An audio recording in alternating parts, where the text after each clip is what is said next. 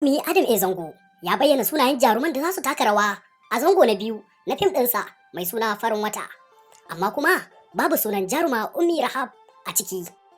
Da yammacin Lahadi 1 ga watan Agusta, Adam A. Zango ya yi albishir ɗin fara ɗaukar sabon series na Farin Wata zango na biyu, wanda dama tuni aka haska zango na farko, kuma jama'a sun zaƙu matuƙa don ganin ci gaban shirin. A rubutun Adam A. Zango ya bayyana ranar 5 ga watan da muke ciki na Agusta a matsayin ranar da za a ci gaba da ɗaukar wannan gagarumin shirin da kuma sunayen jaruman da za su fito a ciki. To amma wani abu ɗaya da ya ɗauki hankali shine ganin babu sunan 'yan lelen jarumin wadda take kamar 'ya a wurinsa, wato Ummi Rahab, a cikin jerin jaruman da za su taka rawa a cikin shirin. Duk da cewa da ita aka fara zango na farko na shirin. Tambayoyin da bamu da amsar su kawo yanzu shine, shin cire jarumar aka yi a cikin shirin, ko kuwa mantawa da sunanta aka yi, ko kuma labarin ta ne ya kare a cikin shirin.